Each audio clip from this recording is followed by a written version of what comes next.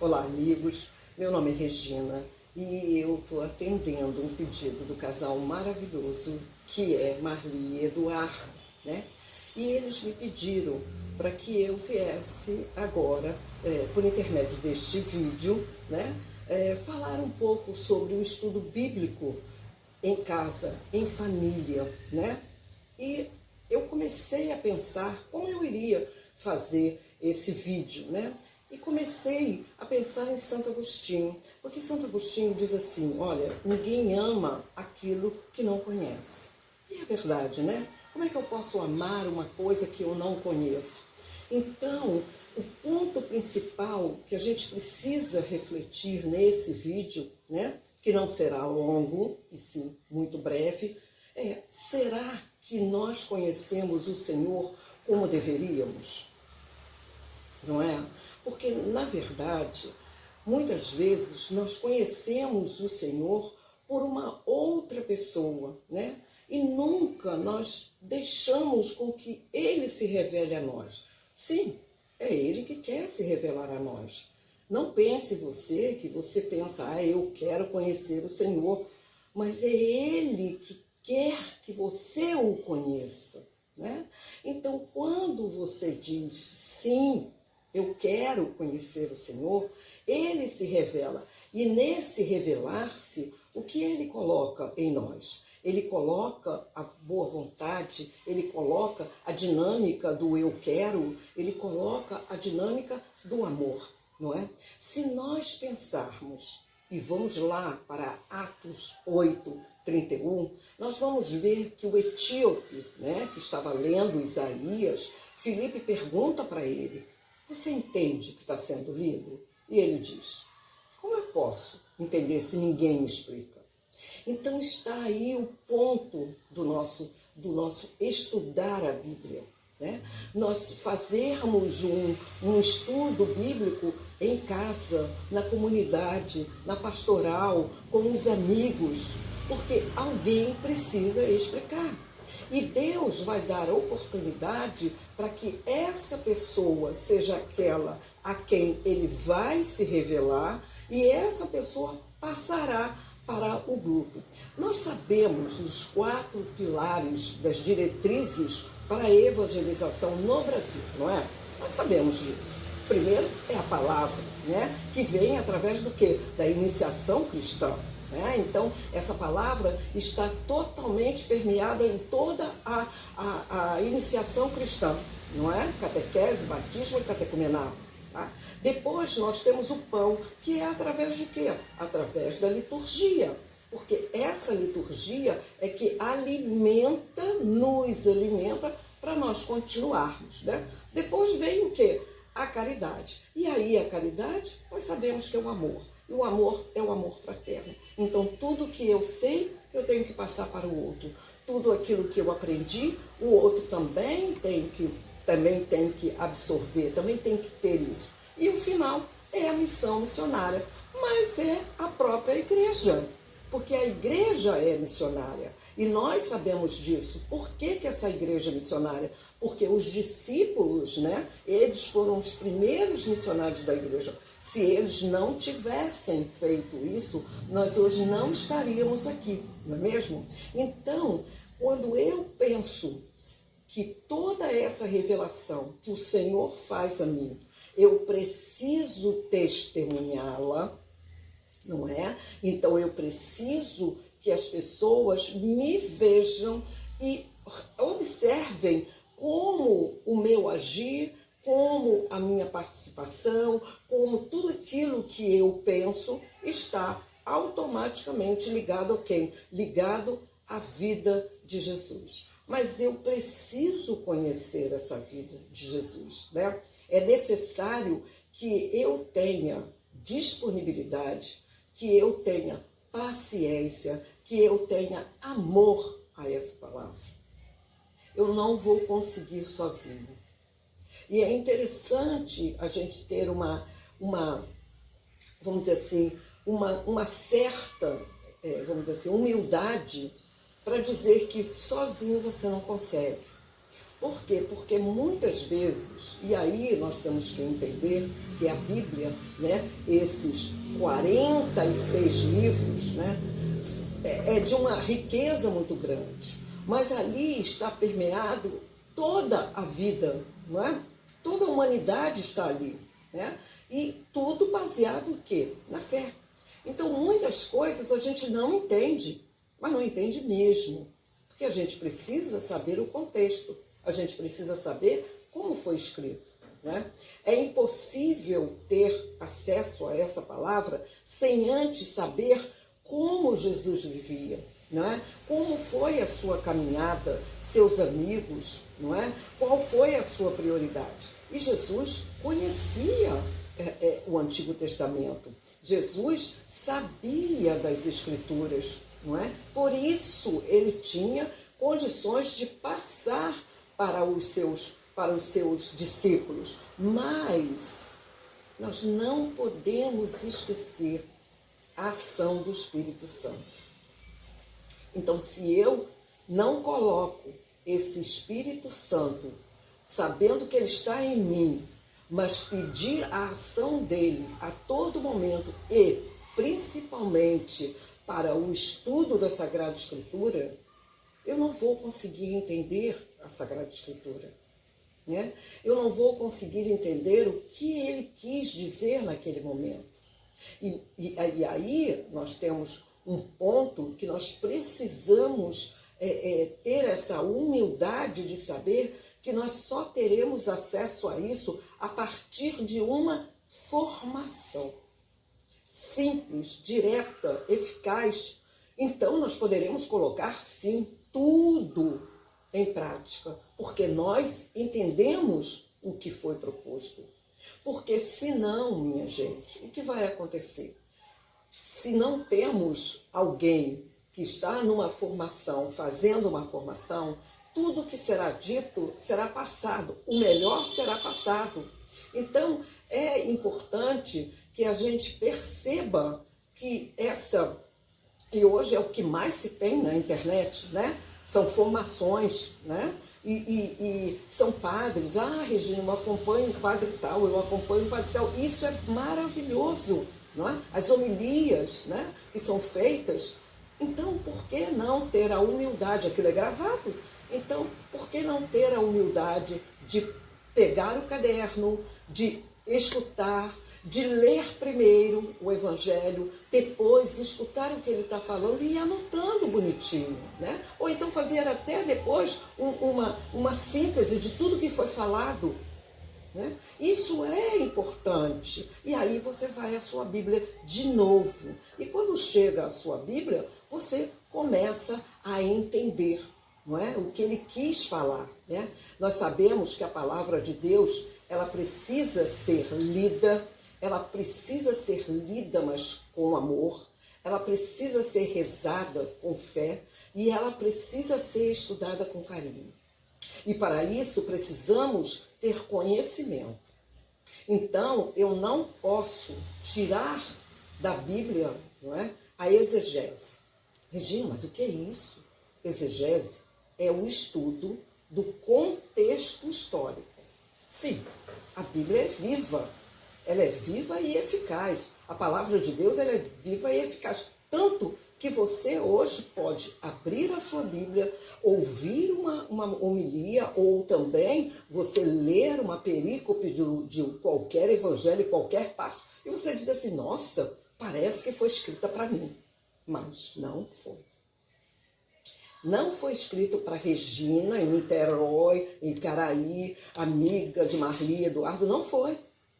Ele foi escrito para aquele tempo, com aquelas condições. Ah, então, por isso é que a Bíblia tem determinados momentos que você não entende. Então é preciso eu ter isso, eu saber. Depois que eu sei dessa exegese, esse contexto histórico, aí sim eu posso fazer uma hermenêutica, uma interpretação do que Jesus quis dizer naquele momento. Se eu não fizer isso, vai ser uma coisa no ar. Então, nada disso vai fazer sentido para mim, tá? É apenas um manual do cristão. Então, vai ser apenas algo que eu vou ler sempre, vão ser sempre as mesmas perícopes, serão sempre os mesmos evangelhos, não é? Entendeu? Então, veja bem, eu vou dar só uma visãozinha para vocês, como é importante a gente saber sobre a Bíblia, esse contexto, para que eu possa entender.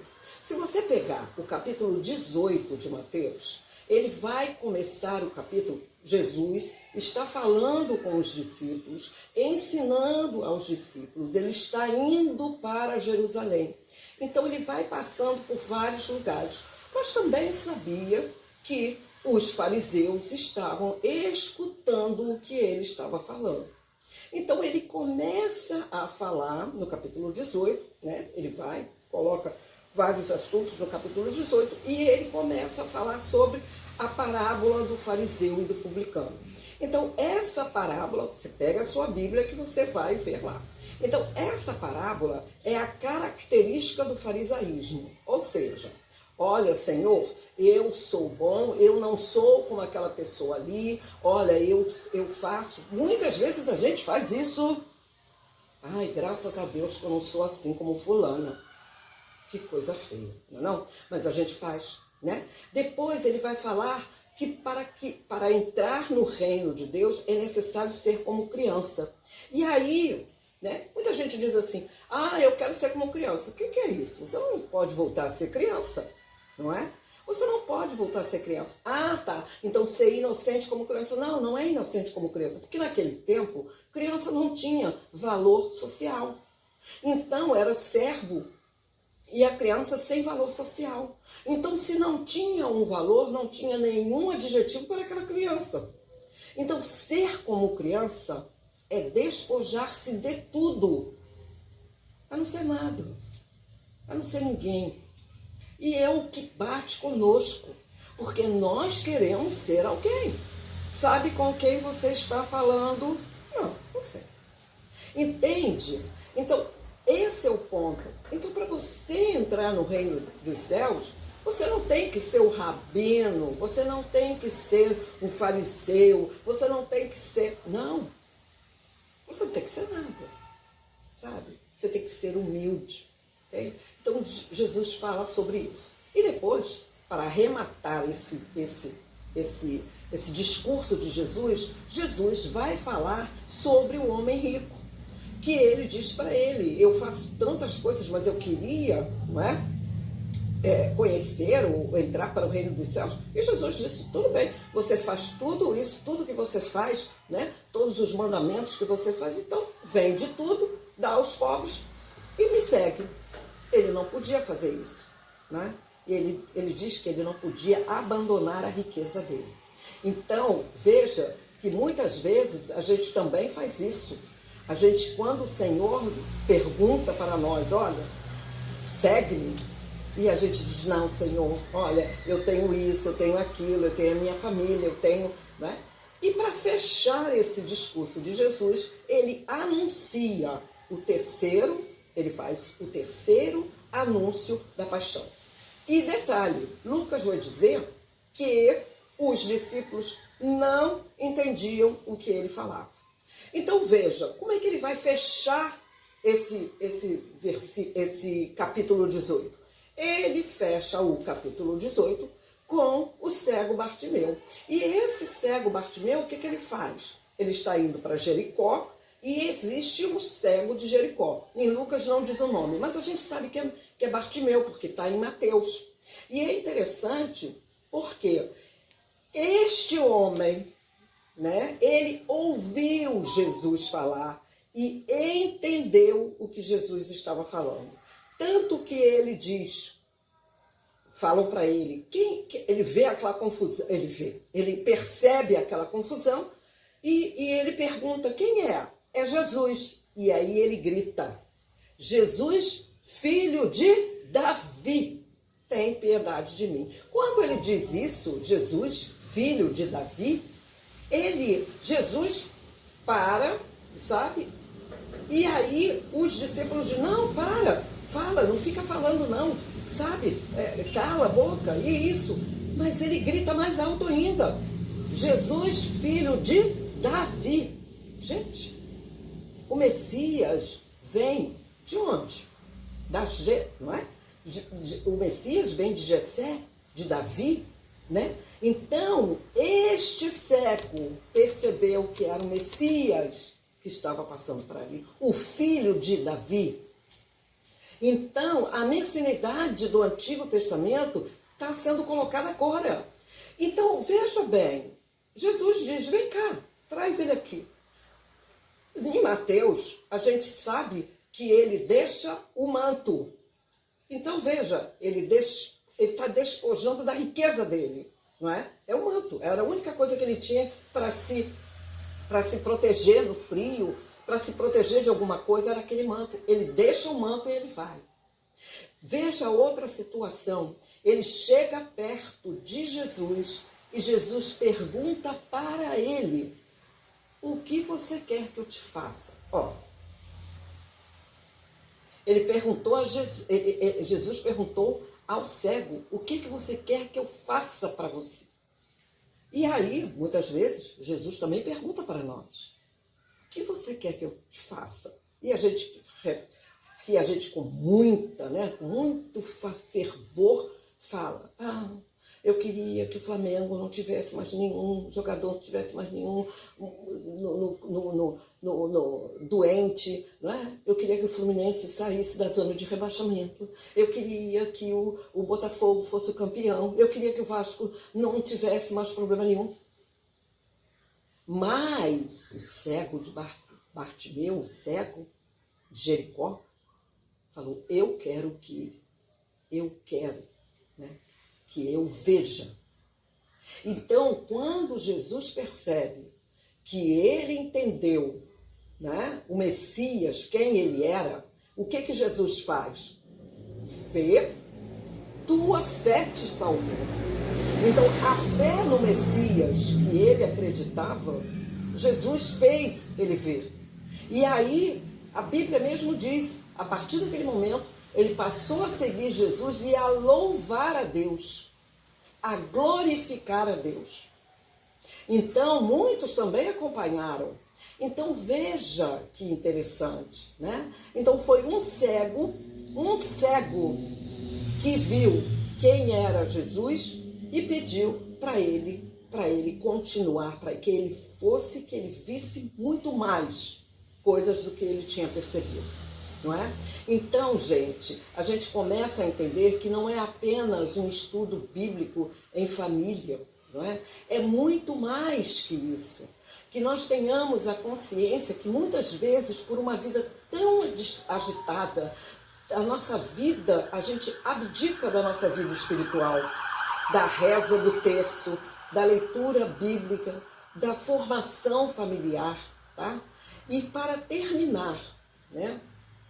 Eu não vou me estender mais, porque já estou quase indo a 20 minutos, né? E eu não quero passar muito tempo. Para terminar, não esqueçamos o que São Jerônimo deixou, esse legado de São Jerônimo, né? Que ele traduziu a Bíblia para o latim, ele traduziu o Antigo Testamento, o Novo Testamento, em grego, o Novo Testamento, o Antigo Testamento do hebraico para o latim, o Novo Testamento em grego para o latim, tendo a nova Vulgata, não é? Que a gente sabe disso, né? Que essa Vulgata é que deu origem a todas as línguas latinas, a sua tradução. Então, se hoje nós temos uma tradução eficaz, uma tradução literal e uma tradução que a gente pode ver muitas coisas e caminhar e conhecer através de São Jerônimo. E ele diz o seguinte, sabe? Ignorar as Sagradas Escrituras é ignorar o próprio Cristo. Então, que a gente possa, né, a partir de hoje, né, se reunir, sim, em família, vamos sim, mas é necessário que nós tenhamos a certeza que esse livro é um livro vivo, que esse livro, Deus que está dentro desse livro, quer se revelar para nós, tá? E que a gente precisa não ter algo de sempre, fazendo sempre porque cansa, não é? Então eu acredito que numa reunião de família, eu acredito que numa reza do terço, você possa colocar uma perícope e fazer com que a sua família possa, vamos dizer assim, cada um dar a sua opinião, mas sabendo que um membro da família pode educar a todos os outros. Agora, nada disso que eu estou falando tem sentido para você, para mim ou para ninguém, se eu não colocar em prática tudo aquilo que eu vou observar, tudo aquilo que ele vai passar para mim, não é? Muito bem. A água que a samaritana bebeu, Jesus disse para ela que era a água da vida. Quanto mais ela tirasse, né, mais teria, né? Então é isso que a gente deve fazer, que essa água possa ser dada para várias pessoas, né, que eles possam beber também da mesma água, para que nunca nos falte, e eu estou dizendo para todos nós, essa água viva, ok? Tchau, tchau, queridos, foi um prazer estar com vocês, espero que vocês aproveitem, e quando precisarem, é só me chamar, eu estarei aqui. Não é? Louvado seja nosso Senhor Jesus Cristo, para sempre seja louvado. Estivemos e sempre estaremos juntos, em nome do Pai, do Filho, do Espírito Santo. Amém. Tchau, tchau.